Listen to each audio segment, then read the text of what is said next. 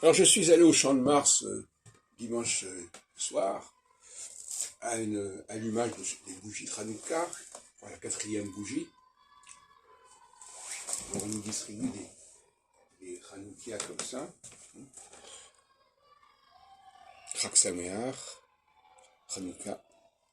Et c'est organisé par le Chabad et Lubavitch. Et je dois reconnaître que je ne me reconnais pas du tout dans les discours qui ont été tenus à cette occasion par les différents responsables de la communauté juive. On a eu droit au CRIF, au consistoire, au FSJU, etc. Alors je ferai trois remarques.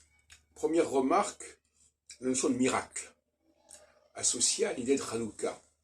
On a retrouvé une fiole d'huile qui a permis de rallumer le candélabre, etc., à l'époque de la domination grecque, quelques siècles avant notre ère.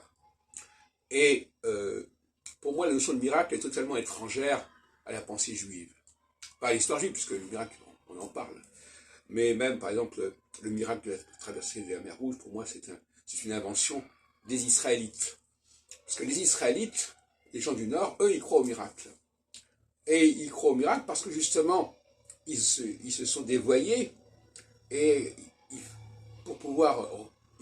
si on se dévoie, eh bien, il faut accepter l'idée d'un monde irrationnel, d'un monde précaire, d'un monde qui peut constamment bouger, pour pouvoir garder l'espoir. C'est comme quelqu'un qui meurt, il faut prier pour que ce ne soit pas une vraie mort. Donc il faut qu'il y ait un miracle.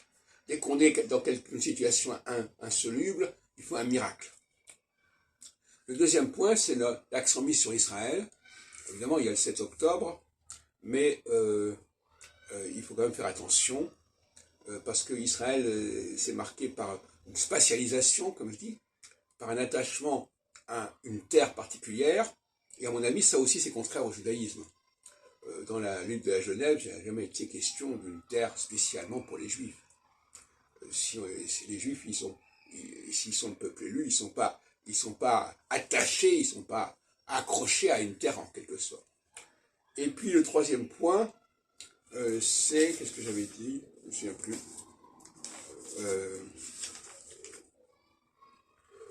C'est la tradition. Oui. Alors on va dire, oui, les Juifs ont survécu alors que leurs ennemis ont disparu, etc. Mais la question est de savoir pourquoi ils ont survécu et comment ils l'ont fait. Et ils y sont parvenus parce qu'ils avaient une programmation particulière, parce qu'ils avaient un sang particulier, et non pas parce qu'il y avait une tradition qu'ils ont respectée. Moi, je me méfie beaucoup des traditions. Les traditions, on peut vous les piquer, on peut se les approprier, ce qu'ont fait d'ailleurs les chrétiens et les musulmans.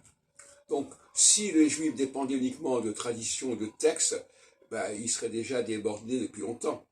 Justement, la preuve qu'ils ne sont pas à la merci des emprunts qu'on leur fait, et qu'ils ont une structure interne, héréditaire, généalogique, génétique, qui est la garantie de cette pérennité.